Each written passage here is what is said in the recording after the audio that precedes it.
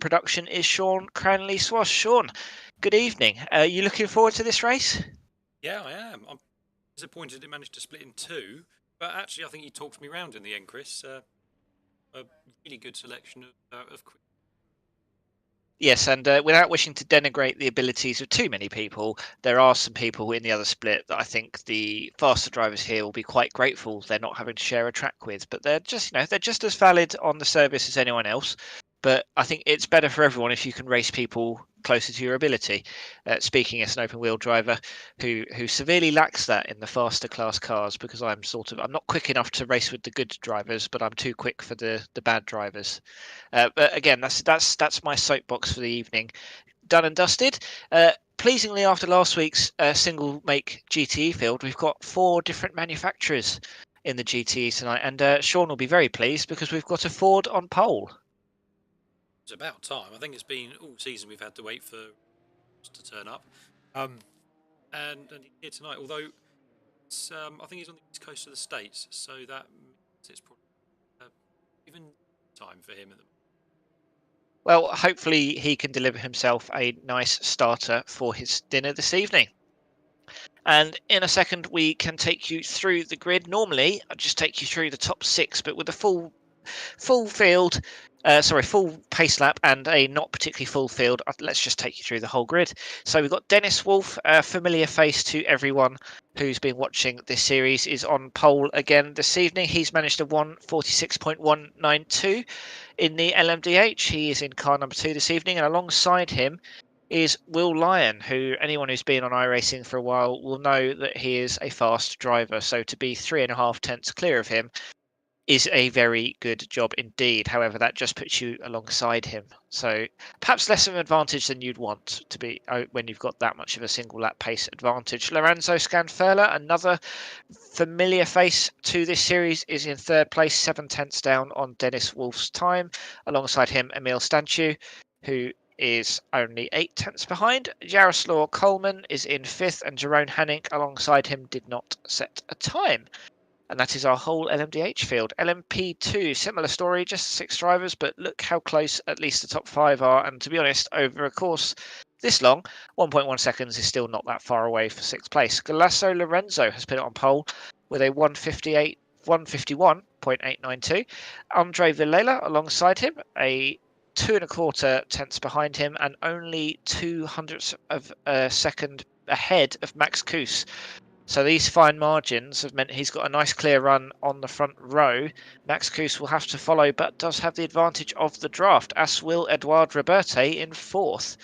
Jarek Sapler is in 5th, and Dominik Ansbach-Sabetska is in 6th.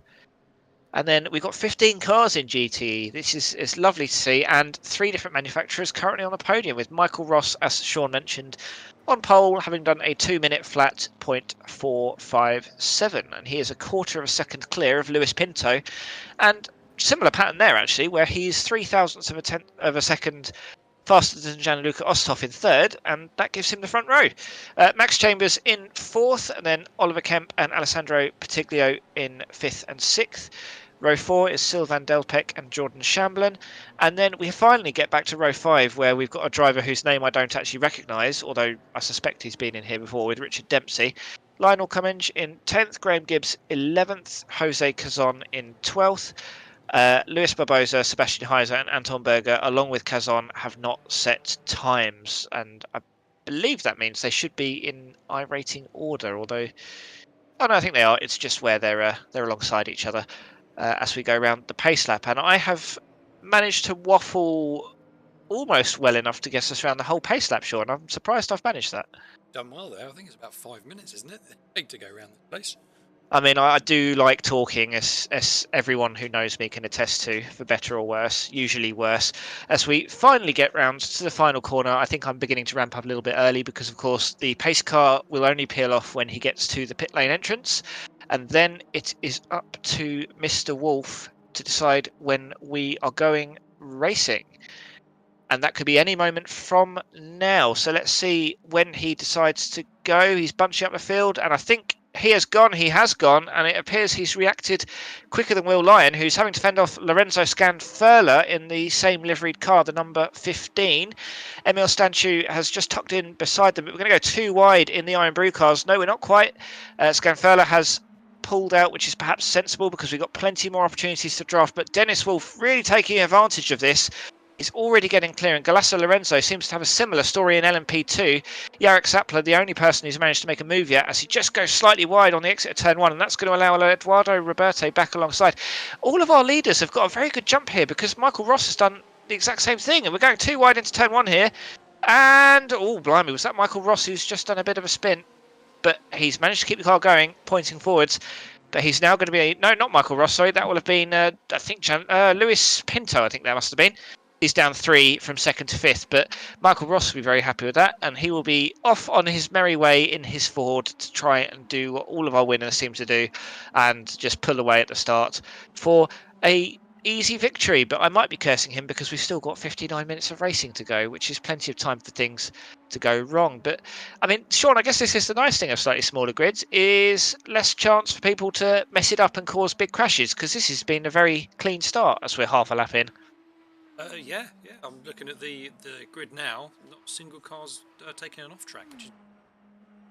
Although it does look like Luis Pinto's spin between turn 2 and 3, or 1 and 3 rather, that has caused a little bit of a breakup in the GT pack. You can already see it developing on the track map where the top 3 are together and then the rest of the field. And Max Kuss really looking quite closely for a way past Andre Villela, who is just about outside the draft range of Galassa Lorenzo in the lead, which is going to leave him very vulnerable on these next 2 big straights. I would say these are probably your best overtaking opportunities on the circuit. And as you can see, he is defending that inside line, if not to at least defend it all the way along the straight as he pulls back alongside. But it's the body language, isn't it, Sean? He's just saying, look, I'm not going to let you past mega easy. Yeah, and the car behind is this early in the race. Is it necessary? There's only 6 cars in this class. You're better off keeping the pack together because you never know what's going to happen.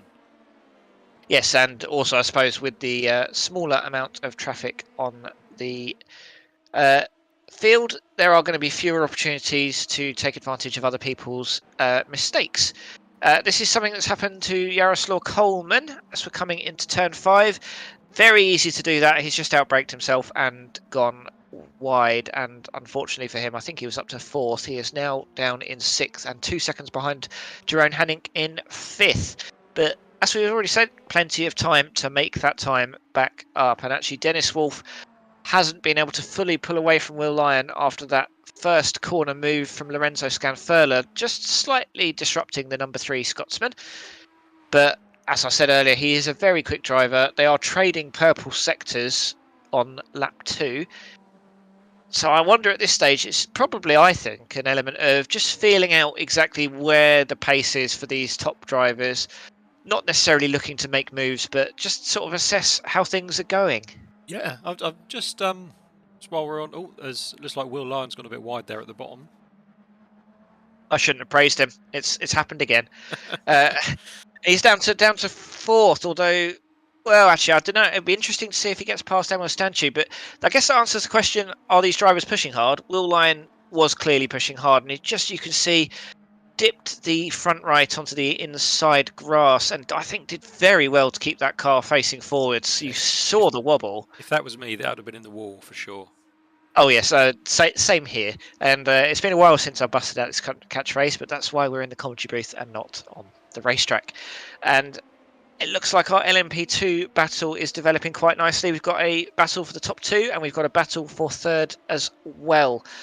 And I guess it's one of the things I like about Road America is it's a circuit where it is very difficult to pull away from a pack because there is just so much opportunity to draft. And actually, Max Chambers in GTE has gone into the pits.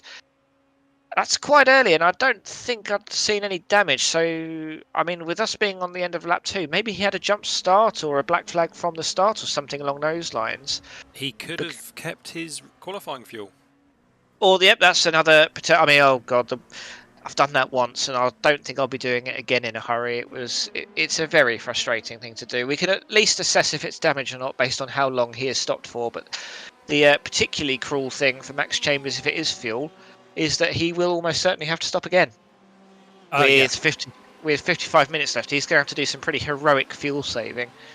To the point it's possibly not even worth doing the fuel saving for that much. He was only 25 seconds in the pits, so no idea. That strikes me as someone that's put qualifying fuel in. I mean, the fact he was 25 seconds is not a penalty stop, because that would be usually about 40 seconds, I believe. The awkward thing for him and the awkward thing for the LMDH is that puts him very close to the LMDH field, which also... No, yeah, it's the LMDH field. I'm just surprised to see how Dennis Wolf has got such a big gap, but that's because Will Lyon did a spin, and as quick as Lorenzo Scanfurla is, he's still a second a lap slower than Dennis Wolf, which just goes to show you the incredible levels that you can achieve at the top end of iRacing here. But we've seen it in previous weeks. This is going to be a huge advantage for Wolf, because he's under no pressure to make silly moves overtaking traffic, because he's already got the gap. And it tends to mean, because you're not making aggressive decisions, you tend to actually end up saving more lap time. So let's see if that's going to be the case again, although he is catching the GT at a slightly awkward part of the circuit. Interesting fact about Dennis Robin Wolf. When we started these broadcasts at the start of the season, he couldn't make top split. He's gained over 3,000 IR to this point in time, just this season. So he's up to 5,700 at the moment. He's gained more than either yours or my iRating in one season, which is slightly chastening, I must say. But then Paul Busby of LMP2 fame has, I think, done a similar thing. I think he was around about 3k to start the season, and apparently he's now chasing 6k, which I find a bit terrifying. As someone who did 3 official races this season, commentary is just too fun. I mean, why would you want to race when you could watch races like this, is the argument I would put forth. But while I'm, again, waffling, we've got a nice battle brewing in GTE here. So we've got Lewis Pinto at the front of this train. He has recovered quite well after spinning on lap 1 after turn 1, although he is under pressure from Oliver Kemp here, and has gone quite wide. But this is just a very awkward part of the circuit to overtake. Oliver Kemp looked to be going for it, though, and I would suggest that turn 6 is not the place to be sticking your nose on the inside of another car. Especially when you've got the very quick Corvette of Alessandro Patiglio just behind you as well. But he thought better of it, and perhaps just giving Pinto something to think about. But Pinto was bound to 5th at one point after qualifying in 2nd, and he has made his way back up to 3rd. So it'll be interesting to see if he's got enough pace to break the toe of this train, because I think he can rely on the fact that Kemp, Patiglio and Delpech will fight with each other. And he's only 3.5 seconds behind Osthoff and only 4 seconds behind Michael Ross. So I've sort of flippantly spoken about how the top drivers may have pulled away, but we've still got 50 minutes left, Sean. It's not as though this race is anywhere near over. No, not at all. And whilst we're looking at Oliver Kemp there, I snuck into the 7 o'clock split. Watched about 15 minutes of it, and there was a great battle between Oliver Kemp, I think it was Sylvian Delpech, and another driver, all in the Porsche. Unfortunately for Oliver, he did get taken out by a late braking Porsche in that race, so he's probably trying to make amends for that as well. And my suggestion that Pinto could break the toe has not happened. Oliver Kemp has actually, on the outside, tried to go round, but Pinto, seemingly much more confident on the brakes, has got back past Kemp. Kemp's going to have another look into turn 3, except he's not, because the line was defended quite aggressively, I must say, by Pinto, and it's going to compromise his exit out of turn 3, and we've got a long old straight now with a lot of GTEs getting a bit frisky behind him. And we're now going too wide with Patiglio and Kemp. Patiglio is the big winner here. And is he going to be able to make 2 overtakes on the same circuit? We've now got 4 GTEs separated by less than a second. Patiglio on the outside. We've got 2 Corvettes and then 2 Porsches. Sorry, Pinto on the outside. And Patiglio on the good side of aggressive has pushed him out wide and has made 2 positions in 1 corner. But some brake smoke got me overexcited. Oliver Kemp on the inside. I said don't make a move into turn 6. He's made a move into turn 6. He nearly made it stick. We're now going bumper to bumper to bumper. Patiglio not defending the inside line. Kemp braking very late, trying to beat Pinto, following him through and doing a good job. This is actually very respectful space leaving from all the drivers, but it has allowed Dempsey and Shamblin to catch up. This 4-way battle very quickly becoming a 6 or 7-way battle. And after all that, Oliver Kemp And then Sylvain Delpech is in fourth. That is... Oh, we were talking before the race, Sean, about how nice it is to have the GTEs be the big field, and they are proving us very right indeed. Yeah, I mean, you generally get closer racing with these GT cars than you're going to do with the prototypes. Obviously, a bit different in sim racing, but look at this. It's just nice to see these GTEs running so close. Unfortunately, there's no BMWs here today, but it's just great to see a good pack of GT cars. And it's nice to see aggressive but relatively respectful racing, although there's still 49 minutes for tempers to flare. We don't necessarily want that. We want the good racing. But again, this is where we're now going to have these two long straights. Oliver Kemp, I don't think he's going to be able to keep Sylvain Delpech behind him the whole way round. You see, he's already less than a tenth behind him. Is he going to pull out and make the overtake? No, he's actually bump drafting him. So a different approach from the French number 12 here to what we saw from Kemp and particularly Alain Pinto on the previous lap. And I like that, Sean. I think that's very sensible driving from Delpech, because you can see now he's not going to compromise his entry and exit in turn 3, whereas the two drivers behind him are going to go too wide, and this is going to give them a bit of a gap. Pinto's got ahead of Partiglio. Pinto's looking very racy in this stage of the race, which is obviously... Watch out in the background there, Chris. Got some more trouble coming. It's the LMDHs. Oh, this is a... I think the GTEs won't be looking forward to this, because they've had plenty of run-ins with the LMDHs in their first season in this series, and it's difficult for both the GTEs and the LMDHs because of just how intensely all of these GTEs will be fighting, and they are entitled to the racing room, and if that means they're going 2 or 3 wide in a battle, the LMDHs are just going to have to wait, although often what we tend to see is the LMDHs will just push one of the GTEs off the circuit because the consequences be damned. Dennis Wolf here in our lead LMDH. He's opted to take the inside. Now the LMDH is going to have so much more. You can see the closing speed there. Not even, the closing speed's so quick I'm not even able to finish my sentences on time. And there's a GT saying do not overtake in the kink. Very sensible driving from Richard Dempsey there. I would say perhaps Alessandro Partiglio could have been slightly more aware of the approaching MDH, but no harm, no foul. And here we have the racing incident we're talking about, 2 wide GTEs. But Dennis Wolf can afford to be patient because Lorenzo Scanfurla is 2 seconds down the road and is going to encounter the same problem. However, he is going to get more of a chance to overtake these GTEs on the main straight, where you're not going to lose anywhere near as much time. So, Sean, we've said it before, this is what makes multi-class racing so entertaining. It's these ebbs and flows. It's just wonderful. Yeah, I mean, I know I'm not quick enough to keep up with some of the quicker guys, particularly in the GTE. When the multi-class cars come around, it gives you that opportunity to hopefully close up a little bit. You never know what can happen. And Dempsey's actually got past Partiglio in the background here. We're with Oliver Kemp at the moment, the number 22. But you can see in the background it's getting very busy there as well. And again, I don't wish to jinx it, so I am going to touch the wood of my desk. But even throughout this traffic, we've yet to see any crashes, and I really hope that continues because the racing's been fantastic so far. What have you done? I know, I'm going to ruin it, aren't I? But Jordan Shamblin, another one taking a leaf out of Delpech's book, and he's bump drafting Partiglio along the back straight, and Partiglio's had a very blimey, and he's lost it there. And we're going to see another overtake into turn 6 with an LMDH coming up the inside. That would end badly if he went for it, and mercifully Coleman opted to be patient. But we have lost a GT in the background. That's Sebastian Heiser. I think that wasn't contact. I think that was just turn 6 being a very awkward cambered corner. I know I've made that exact mistake there in about 2 or 3 different vehicles. It is, I think, the hardest corner on the circuit to take quickly, just because you have to brake just that little bit lighter because you're going up the hill and then changing direction. It is just so awkward. And we're going to see the same thing with the LMP2s in a few minutes as they are reaching the back of the pack, although Max Chambers is in that pack. I was looking for him on the track map and he's hidden between 4th and 5th in the LMP2s. He's only 25 seconds behind the GT field, and he's lapping about a second quicker than the GTE midfield, which says to me he's not fuel saving and he's just accepted he's going to have to pit a second time. But I do wonder if there would be some advantage to just taking it very easy and trying to fuel save to the max, because the GTEs can last about 50 minutes, so he's only got to find 5 minutes of fuel over 50 minutes. That to me, Sean, without having ever tried it, sounds doable. Yeah, I mean, the fuel stop here is really short as well. It's probably save a lap, maybe a little bit more here as well by sticking behind a car.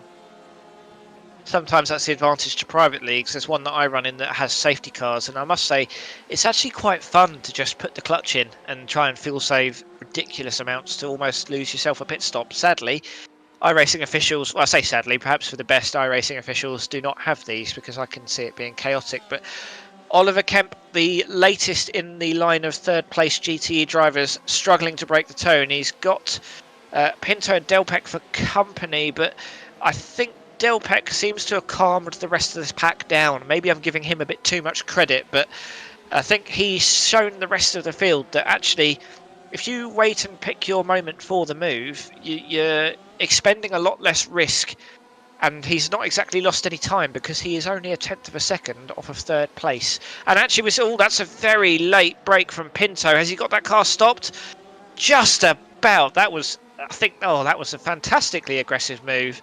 And yeah, Lewis Pinto in his Corvette, the number 6, he has easily been the most aggressive driver on the circuit. And so far, he's made it work, because I did not see that move coming. I think that's a combination of Kemp early braking and Pinto not early braking. Maybe he knew the move was coming. Yes, although if the move was coming deliberately, Pinto probably should have moved out a little bit earlier, but a good piece of avoiding driving, and he did very well to get that car stopped and continuing to point forward. But now the conundrum on turn 1 is Pinto's issue this lap. It was Kemp's on the previous lap, and we've seen Kemp, Patiglio, Delpech and Pinto all be in that third position coming into turn 1. And I mean, Patiglio's down in 7th and hasn't exactly made a mistake to be down there. It just goes to show you that track position in these trains doesn't necessarily mean a huge amount. I mean, I'd be interested to see, for example, Jordan Shamblin in 8th. How much has he just sat back and drafted? And is he going to be able to make a big jump in the pit stops, which I appreciate are still half an hour away? Perhaps not looking here, because he is almost a second behind. So he's probably just pushing just to try and keep up. So maybe Richard Dempsey might be a better example. I don't think we've seen him make an overtake in this pack. He's more up 4 places though, is Richard Dempsey. Yes, so I get that sort of shows you there's a difference between one lap pace and then race pace, and Dempsey is perhaps the only exponent of that today, because he's the only one. Well, actually, Delpech as well. Delpech and Dempsey are the only 2 drivers. Oh, and as I've said, that I found a third example. Okay, we've had a few drivers that have made a few places up, but they've only been in GTE. That will teach me to start making a point before I know for sure it's an existing thing. It does seem to be a trend here, Chris, where the guys have been up in front, leading this pack in third place. They've lost that position, then they drop a couple more places. Kemp's now down into 5th. Yeah, and actually the gap has opened up a little bit. I wonder if he's made a mistake somewhere. I'm just going to look at the sector times to see if one of them is particularly slow. And, I mean, I wouldn't say any of them look slower than the cars behind, but maybe it's just Pinto and Delpech who've managed to get into a bit of a groove and found a bit of pace and are working together. I mean, I don't want to claim it's a national collusion, as we see 2 fellow Scots in their wonderfully appropriate Iron Brew liveries. Scanfurler doing a good job of keeping Will Lyon behind him so far, but again, how much of that is a case of them just working well together? Because Dennis Wolf, for as quick as he is only 3.5 seconds up the road, and that is a very closable gap. And actually, Will Lyon is looking to make the move now. Scanfurler not fighting it particularly hard, perhaps looking a little bit at the overcut, or undercut rather, and not going for it. But Will Lyon is having to defend ever so slightly into turn 6, and that will compromise him on his exit, but not enough for Scanfurler to make the move back. And it will be interesting to see now if Will Lyon, who did qualify ahead of Scanfurler, remember, as we see a damaged GTE, that may well be the one that went off earlier. That's, I think that is Barbosa, or is it? No, it's Heiser. It is Heiser who went off, and I thought Graham Gibbs went into the pit lane, but I think it might have just been a disconnect, as Lorenzo has managed to get a bit of advantage over Andre Villela here, as they've gone past these GTEs, and he has managed to get a bit of a gap as a result of that, although not enough to get out of his draft range. So again, expect Andre Villela to be able to catch him back up by the end of the lap. And that is the conundrum these prototypes are going to have at the front of their packs, is that unless the traffic is extremely convenient to them the entire way through the pack, they are just not going to be able to break this toe. Because, oh, yes, we've got a GTE recovering. That, I think, must be Luis Barbosa. It looked like a Corvette to me, although actually there's a Ferrari. No, it was a Ferrari, so it was Anton Berger. Our lone Ferrari, our second victim of the exit of Turn 6. That's an almost carbon copy of Heiser's incident. And actually, I think he did, unless I've missed that, I think he did quite well to make sure he didn't take any drivers with him. Yeah, he was very sensible there. He knew those cars were coming. He obviously had an eye on his relative as soon as he lost control, and got off the track as quick as he could. Yes, because sometimes holding the brakes is not the best thing to do, because if you're flat in the middle of the track, when your momentum could take you off the track, you just go off the track. Although I appreciate it's easier to make these decisions in retrospect, because in the heat of the moment, it's not necessarily your first port of call. But it's now time for the LMP2s to take on the GTEs, and they are 4 seconds a lap slower than the LMDHs are the LMP2s, although still 9 seconds a lap quicker than the GTE, so you'd expect them to not have too much trouble. But over a straight line, there's just not as much of a difference as there used to be, and you can see here with the GTEs fighting, it does put Lorenzo leading the LMP2s in a slightly awkward position, because he's got Villela for company himself, but if he makes a stupid move while these GTEs are fighting, he does risk getting himself taken out as they get past the Corvette of Patiglio, which I think is only going to widen the gap between Patiglio and Dempsey in 6th and 7th. So what was a big sort of 6-7 car train has split into 2 separate battles now. And again, it's the ebbs and flows of multi-class racing. We say it every week. Why can't everyone be as in love with it as we are? Because it's honestly the most watchable racing. Oh, big slide for Villela, and he's... Oh, that's going to frustrate the GTEs as well. I think that is Dempsey behind him, who will have now lost out. Oliver Kemp will be quite pleased with that. And Oliver Kemp's actually defending the line into turn 7, which again, to an extent, That's very, very aggressive defending against that LMP car. Yes, and he gets a flash from Villela, who is now 2 seconds behind Lorenzo. Villela will, of course, be frustrated. This is the sort of thing, there's no right or wrong necessarily, although obviously the blue flags as an advisory do say you have to get out of the way, but the GTEs are running their own race, and they've got that, they're going to think about their own race before they care about someone else's. I just guess from my perspective, I think the sooner you get these prototypes out of the way, the sooner you can get back to doing your own race. I guess there's a risk-averse way of driving, and then there's a risk-taking way of driving, and it's often the case that the fastest drivers know when is the sensible time to take those risks, whereas some of them seem to think it's just all the time.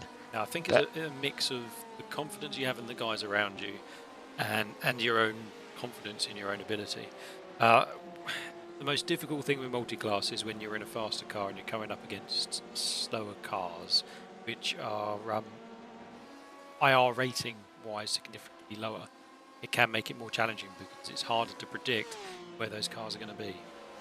Exactly, and actually I think looking at the strength of fields in our 3 classes today, I think this is one of the closest gaps in strength of field between the 3 classes we've had, although probably the lowest. It's been a while since GTE's been the lowest. I think it's normally LMDH, but with just the 6 drivers in the field today, and the weakest of them being over 3k, feels weird to describe a 3k iRacing driver as weak, because clearly they're not. They're in the sort of top 10% of the service, but there's always levels to these things, as Sebastian Heiser is now into the pits. So I'm surprised he didn't come in earlier, actually, with his damage. You would have thought he would have, as soon as the pit window opened, which was about 15 minutes ago, you'd have thought he'd come in immediately, because he's probably been carrying a lot of damage around in that car. Yeah, sometimes it's quite hard to tell around tracks whether the damage is affecting you that much. I mean, in places like Road America, if you're dropping speed, you're going to notice pretty quickly. But if it's cornering ability, you might not notice until you're going slightly wider, because you have to remember with these GTE cars, it takes 2, almost 3 laps around a place like this to get your tyres back on song after you have spun. It definitely does, and I was just thinking, you've reminded me of a Formula 3 race I did about 2.5 years ago on Monza without the first chicane, where I ran over someone's front wing, which hadn't actually rendered on my computer, helpfully, on lap 1. And because it was lap 1, I didn't realise I was going slower because I was on my own. But I was losing, as it turned out, 3 seconds a lap from losing my top speed. So it's after that I learnt to keep a better eye on my relative, just to make sure I knew these things because 3 seconds a lap on a sort of, let's say, 15-lap race. If I'd have pitted and replaced the front wing, that was going to be quicker than just staying out. But, you know, we live and learn. Not that I'm holding on to any bitter memories from, I mean, 2.5 years ago, I suddenly realised it's quite a long time. Oliver Kemp now having the same issue he had in P3, but in P5, where he just cannot shake the train of cars behind him. And he's got Dempsey, Patiglio, Shamblin and Gibbs all sort of within a second of each other. It's sort of a 3 and then 2 car battle. But we've seen, I think, so far, Richard Dempsey seems to be the calmest driver in this GTE train. As Dennis Wolf has come into the pits, that is a very early stop, if that is scheduled. There doesn't appear to be any damage on that car. I think it's a planned stop. Just an early one. Maybe he's raced enough to know an undercut works well. I wonder if there's an element of he knows that he can skip perhaps one round of lapping the GTEs, or at least he'll be lapping the GTEs once the LMP2s have already gone through. Whereas Will Lyon might, if he stays out, get a bit unlucky and catch some LMP2s with some GTEs. I mean, I certainly, if I was in a prototype, I wouldn't want to be going past this train of GTEs right now, because this battle it's as intense as a battle can get when there's not actually any moves being made on the regular, I would say. Although I'm impressed by Pinto and Delpech. The pace they've shown since getting clear of these two does, I guess, just go to show how important it is to try and break that toe, because they're 5 seconds up the road. And I wouldn't even say that Kemp, Dempsey and Patiglio have been tripping each other up. No, I think they've had more luck with the LMP2s, but I doubt it's 5 seconds worth. I think that's the case of, right, I'm out of that battle with those cars behind. I don't need to be looking in the mirrors like we're seeing here. I can just get on with my race, run my lines, and get some pace up. Yeah, and I think Dempsey is beginning to look a bit racier. He is the closest he's been to Kemp, I think, in this entire race. So you do wonder if we're going to see a move now, because Dempsey's got to consider the fact that he's got Alessandro Patiglio and Shamblin and Gibbs behind him, and actually Dempsey also opting to take an early pit stop. So I think this is already the most we've seen alternative strategies all season long, as we go to a replay of Andre Villela. What has he been getting up to? It looks like there was an overtake here for the lead, but I think it might be just Lorenzo struggling with his connection. Oh, it's always one of the things real life broadcasters will never have to worry about is the internet connection of the races. Oh, as we see a LMP2 spinning round in the background. Not LMP2, sorry, that would have been an LMDh. That was Will Lyon. So is that coming through this train, or is he pushing too hard? I mean, that's the classic LMDh, brake too hard and the rear just goes on an adventure. And he has, I think Patiglio and Kemp will be very pleased with him, because Gibbs and Shamblin have, I think it was anyway, been separated a little bit from the pack. Although I say that, but they've caught back up. Yeah, so, it didn't take long, did it? I think it would have been the braking LMDh there into turn 5, which may have allowed them to catch up a bit. There's a big gap now between these two LMDHs in second and third. Or first and second, now that Dennis has pitted. Having just gone on to the iRacing in-game chat, I've seen a message from Max Chambers earlier saying, "Rip Qualiset." Don't know when he sent that message, but it would probably been while he was driving, and it always impresses me when drivers can type while driving, even if they are in the pit lane. So that is indeed why Max Chambers had to pit early. I still think it's worth his time, especially actually now because he's got Richard Dempsey just ahead of him. Just catch up to him and draft him, surely. It's that easy, Chris. It is that easy. If I can say it, it must be. But Dennis Wolf, he won't know that Will Lyons had that spin, but that is pretty much going to solidify his net lead, although I think it is perhaps a little bit premature to say he's still the potential leader. And actually, Lorenzo Scanfurla, I mean, the fact they're both in Ironbury liveries is throwing me slightly, but Scanfurla and Stanchu have both come into the pits. So, Now, Lyon was sitting behind Scanfurla for, 5-6 laps, maybe? So maybe that's given him maybe a lap, maybe 2 extra fuel. Yeah, I mean, I would have thought, I've not done my research, something I probably shouldn't admit to on air, but no, we shouldn't admit to not researching these cars. Our viewers can deal with it, but I would have thought there's no way these can be scheduled pit stops 30 minutes in with the regular fuel tank. Because, I mean, we've raced at Daytona, raced at Le Mans. You know, these are throttle-heavy circuits. You'd think if they were going to be pitting early anywhere, Road America is not excessively throttly compared to those two at the very least. So it must be a strategic decision. I mean, to some extent, drivers will just follow the car in front. So perhaps there's an element of that. Like, you know, Scanfurler has seen that Wolf has pitted, so he's pitted, and Stanchu has seen that Scanfurler's pitted, so he's pitted. And just to sort of highlight the difference in time. So the gap between Wolf and Scanfurler, having them both pitted now, is huge. Although Wolf was stopped for far less time. Although I guess he would have had less fuel to put in because he was pitting earlier. I think. I'm trying to remember how the laws does it work that way? He has more laps to run. Surely they have to put the same amount of fuel in. And if they save. Unless Scanfurler and Stanchu had a coming together, perhaps, and are both repairing a little bit of damage. Because they were stopped for 20. Think so. We're only in an hour-long sprint. I think if you've got any damage, you're just going to stop, unless your car is ridiculously slow. Unless your car's ridiculously slow. Yeah, I mean, it's probably not going to matter a huge amount because it does seem like Dennis Wolf and Will Lyon are the likely winners of the race, and of the two, Dennis Wolf seems to be in the driver's seat, although obviously Will Lyon has a track position, he just needs to pit still. And the midfield GTE battle rages on. Oliver Kemp probably sick and tired of having cars right behind him. This time it's Patiglio's turn, and he's got Graham Gibbs for company as well in the pink Porsche. It's nice to see such different colours of the liveries as well. It's not that often we get this much variety, and a handy time for an LMDh to catch up with a big train of cars, although he's going to have to snake his way through, and he's done so successfully with the first two. Is he going to get past the next two before the braking zone? He is. But Oliver Kemp is going to have multiple things to think about coming around turn 5. Now he does have the slight advantage of the draft of that LMDh, who has gone off track.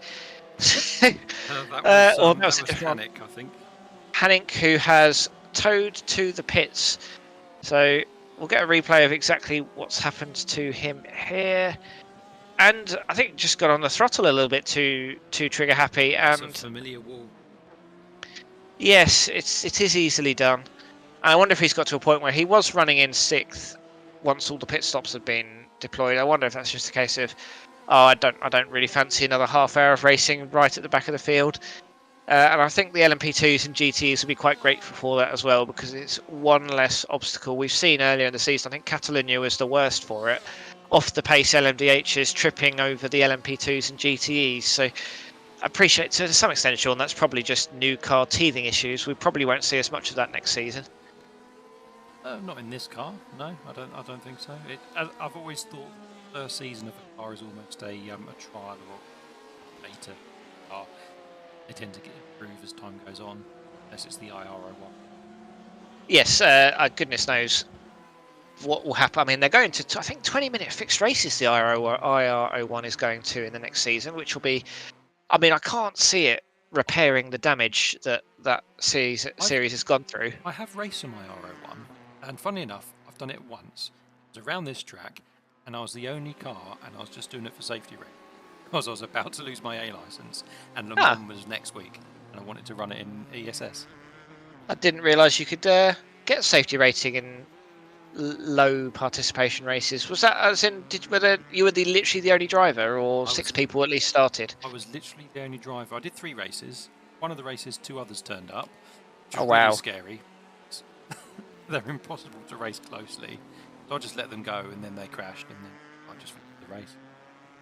I've watched a few of YouTuber and iRacing staff member Robert Plumley's videos, because he does occasionally race it. It seems to have a almost healthy Japanese community of about 10 people. It's amazing how they will find an open wheel car and they will drive the socks off it just to just to put some national stereotypes in this broadcast for absolutely no reason whatsoever. But if you'd like to see the, well, I did have a point for bringing up all this, which is the provisional schedule for season 2 is in the community Discord channel, which you can join via the link in the description to this YouTube video, and you can also chat about this series. We've got channels for all of the cars and all of the rumoured future cars of this series for you to speculate away in. And you know, if you go well in this race, if you're watching it, it's a good place to come and brag about what a good driver you are. So everyone welcome. Yes, we've enjoyed a fun bit of fake speculation on the new Porsche 963 today. Yes, and a rescan of Spa also being teased. That's not real. I should reiterate, not real, before iRacing reporters, if any exist, jump on this breaking news. I think it's fair. iRacing don't need to scan it yet. They haven't finished building some of the grandstands. Now you need those first, obviously. Particularly to me, looks like he's got a very good run here on Oliver Kemp, but running out of straight. Well, that is I think that's quite a twitchy looking Corvette on the brakes. It'll be interesting to see if that's going to be a problem for him later in the race. But I said this about 2 or 3 laps ago. Oliver Kemp must be getting absolutely sick of cars being behind him, and this is only going to serve his rivals better when they come to pit, because they will be able to fuel save in his draft this entire time. Here's a question for you. So we're just over half an hour into the race. What, 10 minutes to guys pit. We've enjoyed this season a lot of long trains. We've and most of the I think it's fair to say most of the drivers in this series are between 5 and 8. Our trains always seem to break up around the same time, around about the half an hour mark, no matter which class we're looking at. Do you think that's an ability level thing? And that when we see these pro guys running, they're able to keep those trains running longer? Speaking of ability things, Partiglio has gone wide, and we've just broken up the train even more. I think it is an ability thing, but I think it's an ability thing in 2 separate senses. So I mean, I've certainly noticed for myself in the longer races that I am not as quick in the final third of a race as a lot of the better drivers. So I can potentially, you know, I can hang at the back of them for maybe the first half hour, 40 minutes, but they just, and maybe they're able to concentrate better, maybe they're better with the higher fuel loads after the pit stop.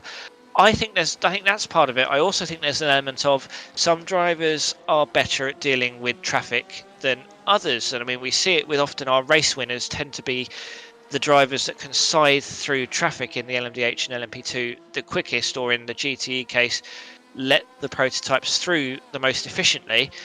And I think sometimes it's knowing when an aggressive decision is the right decision and when a calmer decision is a better decision. So we've had on board, you know, we've followed LMP2s and LMDHs and LMP1s on board before for a lap. I'm thinking back to LMP1s at Spa. And I'm not doing this battle for second between Villela and Lorenzo any justice. That was a pass there. It was a pass, Andre Villela, for the provisional race lead, because Eduard Roberte is in the lead, but he is the only LMP2 yet to pit, and he's 40 seconds up the road. The pit stop in total time is over a minute. Of course, that is from the pit lane entry to the exit, so it's going to be slightly less than a minute. As a GT, was that? So was Oliver Kemp? It looked like Kemp. That would have been Max Graham. Chambers, his teammate. That's novel fuel saving, we'll call it. But I think Andre Villela, and I'm sorry I didn't make enough fanfare about this, Andre, will now be in the race lead as they come through to the start-finish line. That is assuming, of course, he can keep Galasso Lorenzo behind as we come into Canada corner. I mean, there's not really another overtaking opportunity on the lap, so he should cross the start-finish line in the lead. And I don't think he's led a lap of this race yet, but I guess it doesn't, it goes social, it doesn't really matter how many laps of the race you lead. There is only really one lap that matters when it comes to leading, and that is obviously the final lap. Particularly if you're looking at multi-class and you're not the top class. iRacing stats, maybe not famously, but they don't track the racing lead laps for anything but top class in multi. Which I think is a bit of a shame. I mean, I can understand from a programming perspective why you wouldn't necessarily devote too much time to that. While we're talking about this, Villela doing some weaving down the main straight, Lorenzo flashing his headlights, which I'd like to think is a, come on mate, there's no need for that. So who's in the bad there? Is it the weaver or the flasher? It's two Oh, things we love to hate. that sounds like a Brothers Grimm fairy tale. It must be, surely.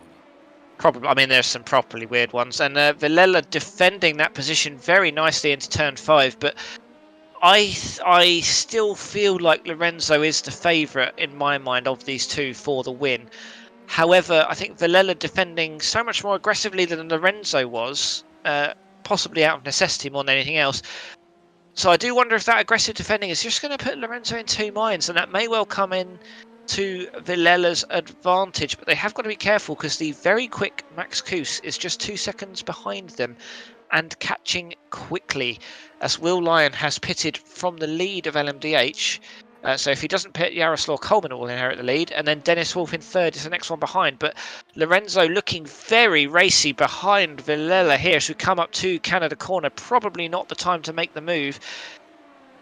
Lorenzo having the inside line defended by Villela, and I think opting not to make the move. But I mean, what I can see happening here, Sean, and I'm trying to reverse jinx this, is Villela defends, but after Lorenzo's made the move and they take each other out. It feels to me like that's what's going to happen, as Dennis Wolf does indeed re-inherit the lead, and he goes through, and with quite a comfortable gap, actually, it must be said. Yeah, I think Will Lyons closed in a bit. I think he was about 16 seconds behind, wasn't he? Started. So He'd certainly had that spin not long after Wolf went into the pit lane, and this battle for the lead in LMP2 is getting very hot indeed. Lorenzo has retaken the lead on the inside of turn 3, but because he's had to do that inside and yeah, revenge weaving, which is I think a phrase that didn't exist before just now.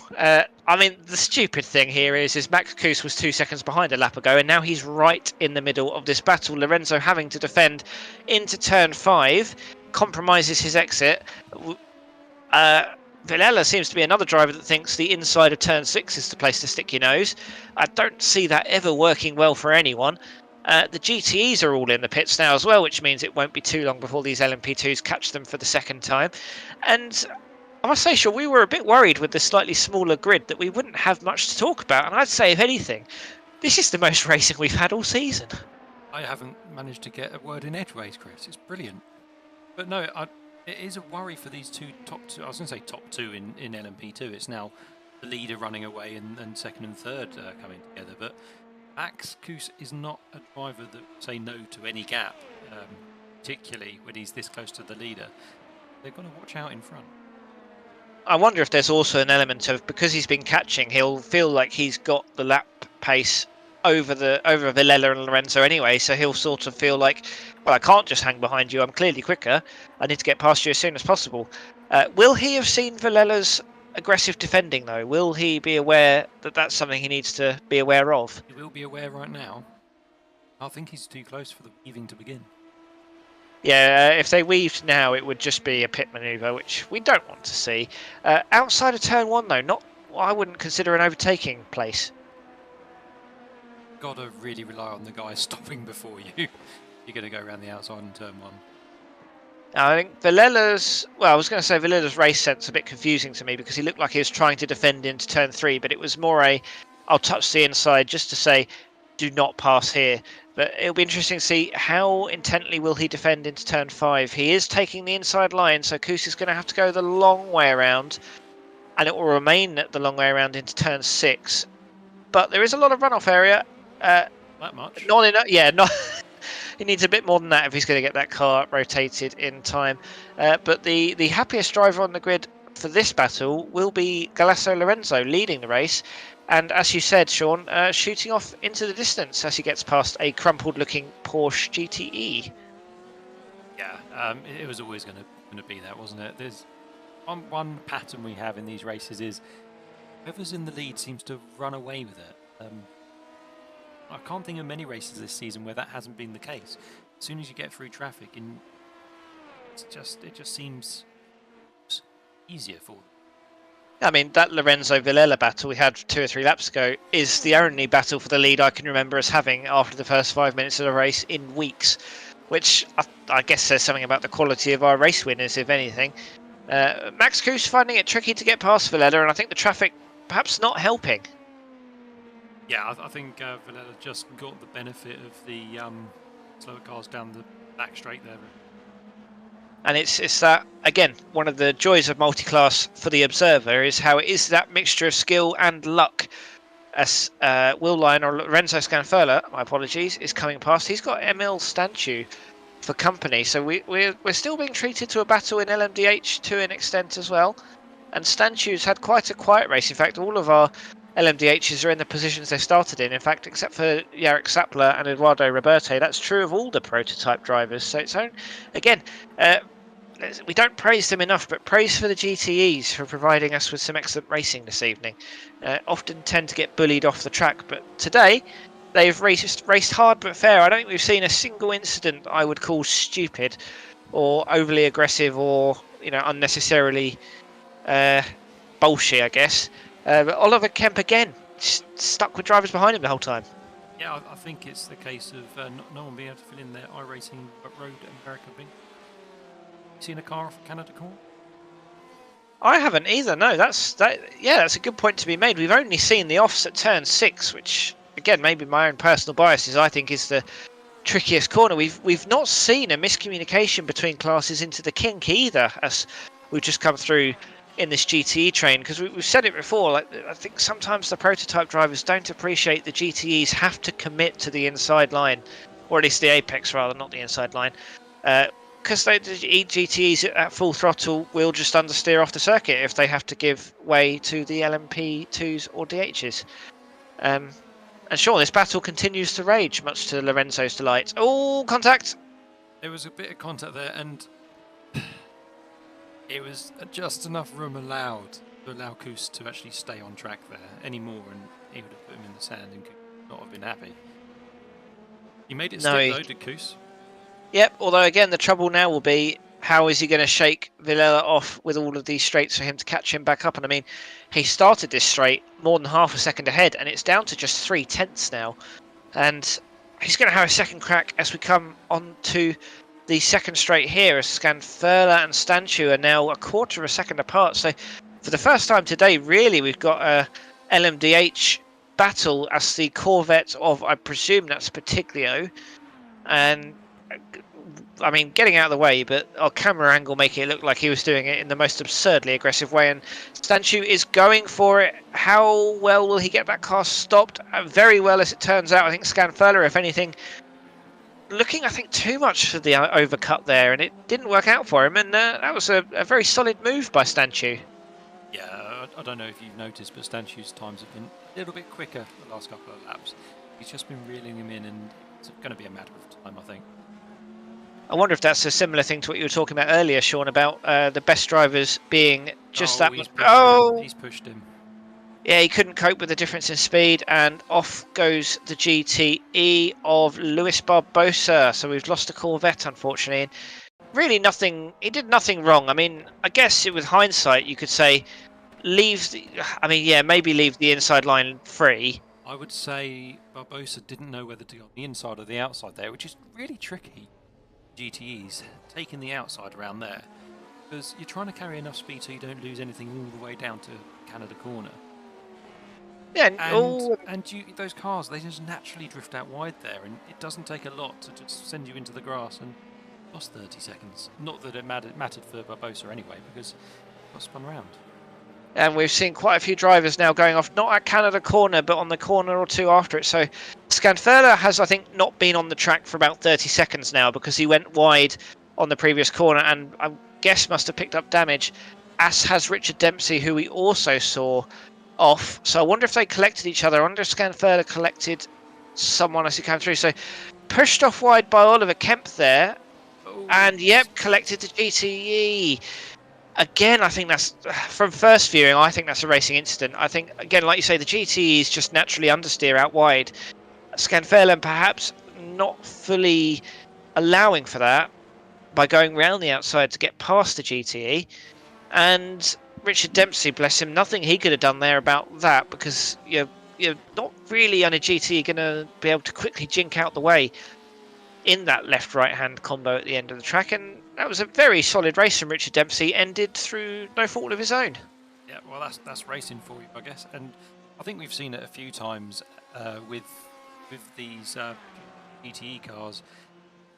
The best thing to do when you're overtaking these things seems to be going down the inside of them, particularly on these long corners. We had Sunset as well when they bring last week. Any car that was trying to go around the outside of the GTEs really struggled. They did indeed, and I guess, I mean, I basically bought the LMDh and then only drove it into Lagos and then only in practice. But the thing that really struck me compared to the LMP1, which to be fair I only ever test drove, is it just seemed to be so planted round the corners. It's the closest I felt to driving the fast open wheelers in a non-open wheel car, because you just, in the high speed corners you can just basically do what you like. They just seem to be very aggy on the brakes, which, I mean, the drivers have clearly mastered it. And Luis Barbosa has, I mean, we've said it before about how the GTEs absolutely despise the prototypes. And that's another example of why the GTEs, quite rightly at times, completely despise the prototypes, because Luis Barbosa, for the second time this race, victim to an incident of a badly overtaking prototype. Yeah. The understanding is that we know, as a GTE driver, we know that everyone will try and get past you to carry on their race. They're faster cars, they're quicker in bits where you're slower. They're fed up with trying to sit behind you, but at the same time, you don't want to get in their way. But they need to know when best to overtake you. And it's one of the, again, like we were talking earlier about that skill gap, it's one of the things that separates the very good drivers from the elite drivers, is that knowing when the gaps are to be taken. I mean, it's what the anecdote I was trying to talk about with, and is Luis Barbosa going for the hat-trick of being murdered by prototypes? It does feel like it's about to happen. But this time Eduardo Roberti was more patient than his prototype comrades, although we're finally seeing an overtake on the inside of turn 6. Just a slight nudge there. It stayed on track. I think Luis Barbosa, I don't want to say we'll take that, because I would have lost my rag by now. It's Dominic and Spectre Sorbet's time to get past Luis Barbosa. I mean, even this is quite a nice little narrative of can this solo GTE survive the onslaught of prototypes? And it's oh god, we're not sure if the answer's yes yet. Comes the kink, and he's cleared him just in time, although it's about as close as you could possibly get. And let's look at the track map. I think that will be the last prototype for Luis Barbosa to worry about. It's only GTEs now. He's got Lionel Cominish behind him. I mean, after all that, Barbosa has still made up 4 positions from where he started, but that's after 2 incidents. So I guess it's, I mean, I've been in situations like this. I'm sure you have too, Sean, where you have a good race ruined by the people and you're still up on where you started, but you just think, oh, what could have been? Yeah, especially when you feel like you've got pace that day as well. It's the worst thing when you feel quick, you've had a good qualifying session, practice has gone really well, you get in the race and then all of a sudden it all unravels. But you still seem to be in the points, but in iRacing parlance, the green eye rating. And while we've been talking about that, Luis Pinto, not only has he caught up to Gianluca Osthoff, he's pushed him off on the exit of turn 6. Now, my opinion of that, I mean, actually, let's watch a replay before I go blabbing. I mean, these cars are alongside each other, and there's a little bit of contact there. But I think there was enough room on the outside. There was enough room on the outside. There was enough room on the inside there. Both cars decided that it was probably best if they rubbed doors a bit. I mean, it's why I've been saying turn 6 is not the place to be making the overtake. Although I'm sure Luis Pinto won't be minding, seeing as he got to stay on the track and is now 2.5 seconds clear of Gianluca Osthoff. So Pinto has recovered very well, although you just have to think, if he hadn't have had that turn 1 exit wobble on lap 1, could he have been fighting Michael Ross, who we've barely mentioned, for the win? Michael's in the best car. Of course he's going to win. Oh, so it's not actually driver skill, it's all down to the car he's driving. To be fair, I think Michael does the best setups for GTE. If you haven't had a go and you haven't had a look, pop into the iRacing, pick out the 4G setup thread. I think it's about 50 pages now. Got biggest exploration of car setup I've seen in iRacing. It's absolutely phenomenal. Michael was really the catalyst to that. It's quite cool to see how iRacing's car communities can thrive based off of one or two people curating it properly. I mean, it's the same like you see with Lotus 79 with the sharing of setups, and what could otherwise be a completely dead series is actually thriving pretty well with multiple very active time slots. I don't know what's happened, but Osthoff has got ahead of Pinto. I'd be inclined to say that I wonder if Pinto actually waited for it. I mean, Shall we have a look? We have this thing called replay. We can. What happened? Yeah, let's rewind time and see what happened, because I don't see how Pinto could have given up 2.5 seconds unless he's had an off somewhere. But I mean, yeah, that's him. Oh, well, Lewis Pinto is my favourite driver in the world right now, because that is some of the most sportsmanlike driving I've seen in years. It's the I've never seen it, not in officials, that we've broadcast, and done a few, Chris. Well, you've unlocked a second iRacing memory of mine from about 18 months ago, where on this circuit, funnily enough, in the Formula Renault, I was about 60% at fault for someone being pushed off wide on lap 1. Kept a note of their name, and then when it came to the final lap, they were one position behind me, and I wasn't able to catch up to the person in front of me, so I just waited for 30 seconds on the start-finish straight and let them have the position. Now, to be fair, this was for like 10th and 11th out of 18 in a second split Formula Renault race, so the stakes were not particularly high. But I just felt, I don't let the guilt of causing incidents go very easily. I've paid another driver £5 of iRacing credits before after I absolutely murdered them. And I'll be honest. You're a gentleman. It does feel quite nice. There's an element of ego at play as well when you can say, look at this nice thing I've done, especially when the stakes are low. So for Lewis Pinto to do it for P2 in top split ESS, I mean, it's what we like to see, because he's been racing really hard all hour long, pulling off some excellent overtakes, and I just think it's amazing to see a driver that can drive like that not have such a big ego that he can't give a position back, and I didn't even really think he needed to give it back. I mean, I'm grateful because it means we get more racing. Yeah, it's motorsport is apparently a gentleman's sport, but you rarely see that. And I've got nothing else to say now. Basically, I've been taken aback too much by that wonderful piece of sportsmanship. What's going on then with? He's still got someone to race, but look behind him, the car in front of him. Oh. He won't know what that feels like. And actually, Jordan Shamblin's quietly had a very solid race in the number 19 car. Started P8, was at the back of that big train basically all race long. And again, your point again, Sean, it's almost like you're an intelligent person who knows what they're talking about. Those drivers who are just better at racing at the end of a race, and we've got just over 2 minutes to go. Do you think he'll be able to hold on to this? Yeah, I think so. I do feel for Oliver Kemp though. Just going to go back to the Osthoff battle. I do feel for Oliver Kemp because he's had a nightmare race the last session, and he was up to third at one point, fighting these two guys we see on screen right now. He's just dropped off, just not through lack of pace, just lack of luck, I think. It is amazing how just one untidy lap because you're in traffic or caught up in some of these big races, it just seems to compound it. And actually, we're going to go too wide now. Pinto is going to have another attempt on the inside of turn 1. I don't think we've seen any overtakes in to turn 1 so far this race, and Osthoff is just about able to keep that car hanging around the outside.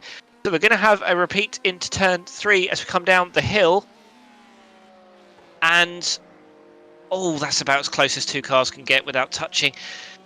I mean, it's also cool to see how much these two are trusting each other, because this could well be the final lap for them. Dennis Wolf is behind them, so actually no, it won't be the final lap unless he catches them, which he won't.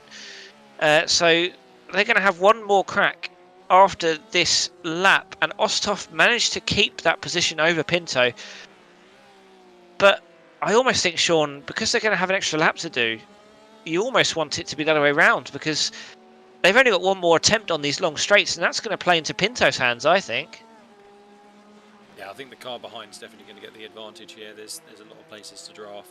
Now here's the question: do you take that position into turn 1 and hope that by the time you get round to the kink and the stretch back to Canada Corner, maintain the gap and not lose that position again? It's a very difficult decision to make, because I think the braking zone into turn 5 is the better opportunity. But the trouble is, if it's either defended well or you don't time it right, that's in a sense it's your last chance. But actually, and I think Pinto has lost control under braking. That's such a shame, and he's collected Osthoff as he's gone round. You just saw the rear of that car kick out under heavy braking. Just goes to show you how hard these cars are pushing, and Sylvain Delpech is going to be the beneficiary here. He's up to third. He's got ahead of Osthoff. Pinto was able to keep going. Is he going to give the place back a second time? I don't think so. This late into the race. Now, while that was going on, Will Lyon had a bit of an error as well in the same corner. So, anyone with Canada Corner accident on your bingo card, there you go. 2 inside a minute. And it was Eduardo Roberte as well, although it did to me look like Lyon was already beginning to lose control before Roberte went side by side. Dennis Wolf, I believe, has finished and won. I have completely lost track of who was on the lead lap with him. This is him crossing the line, just to prove that he did win yet another race this season. Yeah, I think Michael Ross has managed to lap the field. And actually, by going off, Lewis Pinto has not only managed to get the position of Osthoff, he's prevented Delpech from catching him over the final lap by finishing a lap down. I don't think any of that was deliberate, but it's masterful strategy. Let's call it. And I'm sure Michael Ross will be pleased to say that he lapped the entire field without lapping the entire field. LMP2 seems to have behaved itself for the most part, and only Eduard Roberte seems to have changed position, because I think he was in 4th. He was the guy who span Canada Corner, wasn't he? Yes. Tried to stop and almost stopped. Gave a slight tap. But I think he was already behind Anspax Sobets, who had already got past him somewhere. But I think we are just going to be waiting for Michael Ross to come across the finish line eventually. A full 2 minutes later than pretty much everyone else. We've still got a few other drivers to come through. Actually, no, I take it back. It will be Anspax Sobetska coming through fast. He's enjoying his win. He is the lead GTE and the lead Ford, although one of those was a slightly easier achievement than the other. He's stopped now and it's almost in the top.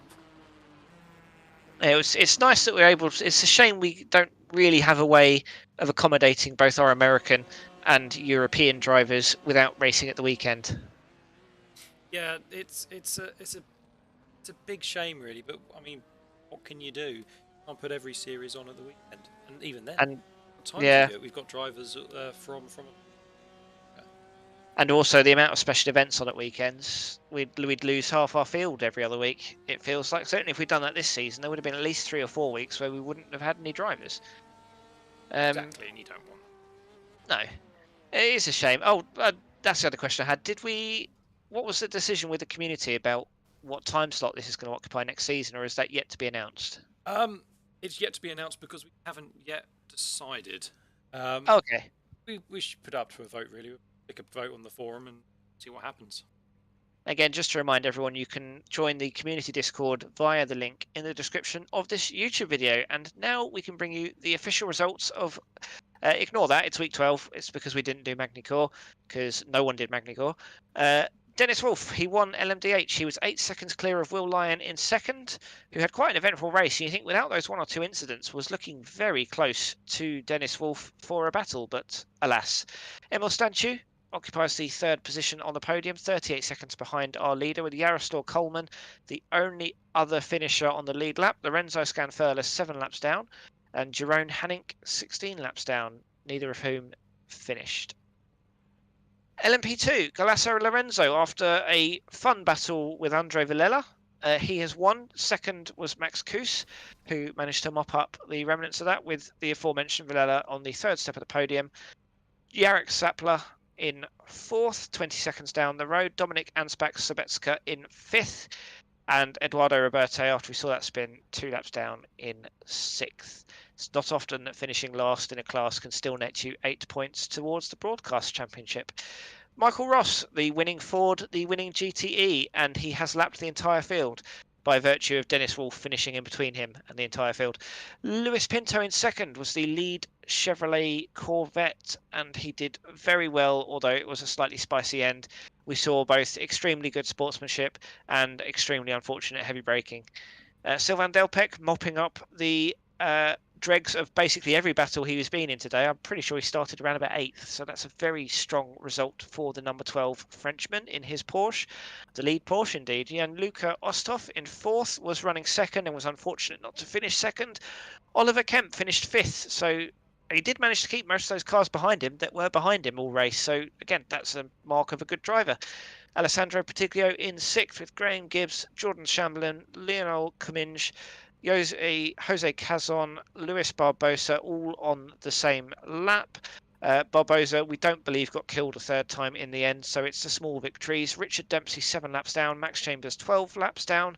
So we never got to find out if he was going to make it to the end of the race on the 1 tank of fuel. Sebastian Heiser and Anton Berger also unable to finish. And we can bring you our final championship standings. I don't think it was ever in doubt from about 3 or 4 weeks ago, but Dennis Wolf has won the Hypercar Championship on 121 points. And look at the gap back to Scan Furler. That is 74 points. And Scanfeller's on 47 points. That's quite a nice bit of symmetry there. Moreno Sirica, Morgan Soom, Andrew Dawson make up the top 5. And then we have 4 drivers after that, all on 25 points. So I think may all be race winners. LMP2, Max Kuss, I think once the grid took place, was guaranteed to win the championship. And he has done so by 27 points from Charlotte Morelli. Who at least got to win Le Mans, so small victories for our not-present drivers. Galasso Lorenzo up 17 places to 3rd. Just goes to show you the importance of showing up. Edouard Roberto, my apologies, in 4th, has managed to clear Adam State, and Claudio Vesparelli in 6th, with then about 1,000 drivers on 25 or 26 points. And then, last but not least, our GTE field. Alessandro Patiglio finished 6th today, but finishes 1st overall with none of the other top 4 drivers racing today. So it's nice to see a Chevrolet on top. Sylvain Delpech, he made up 13 positions with his points haul today. He is up to 30 points in 5th.